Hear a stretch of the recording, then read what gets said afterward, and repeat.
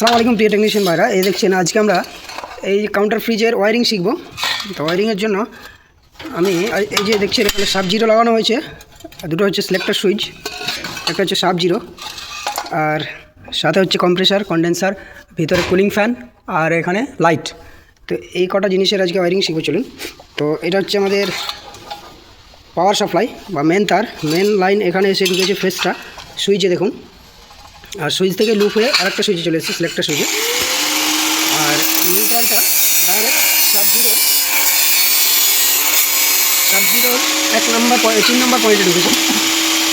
তো এই যে সাব জিরো চালানোর জন্য আমাদের নিউট্রাল ফেস দিতে লাগবে। তো নিউট্রালটা ঢুকে গেছে আমাদের 3 নম্বর পয়েন্টে, এবং ফেসটা সুইচ হয়ে যখন সিলেক্টর সুইচ যখন অন করব তখন ফেসটা এসে সাব জিরোর 5 নম্বর পয়েন্টে ঢুকবে।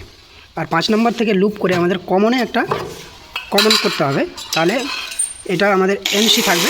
আর যখন আমরা কম্প্রেসার চালাবো, যখন টেম্পারেচার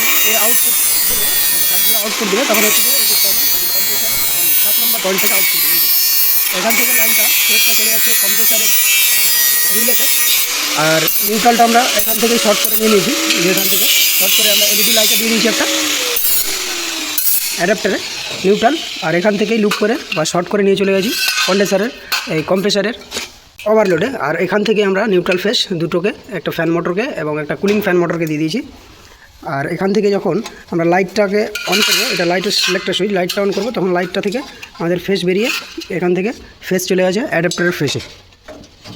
তো এই হচ্ছে কানেকশন। আর এটা হচ্ছে কি আপনার প্রোপের জন্য 1 আর 2 পয়েন্ট নাম্বার, 1 আর 2 নম্বর পয়েন্ট যেটা দেখতে পাচ্ছেন। তো 1 আর 2-এ আমাদের প্রোপ লাগানো হয়েছে। এটা হচ্ছে সেন্সারটা আমাদের কুলিং কয়েলের সাথে লাগানো থাকবে ভিতরে। তো যখন আমরা সিলেক্টর সুইচ অন করব তখন এখানে এসে 5 নম্বরে ফেস ঢুকবে। 5 নম্বর থেকে এটা এনসি আছে, এনসি তখন এনওতে কনভার্ট হবে এবং কম্প্রেসারে লাইন ছাড়বে। কম্প্রেসার মানে 7 নম্বর পয়েন্ট থেকে আউটপুট গিয়ে আমাদের কম্প্রেসার অন হবে। এই হচ্ছে সাব জিরোর কানেকশন।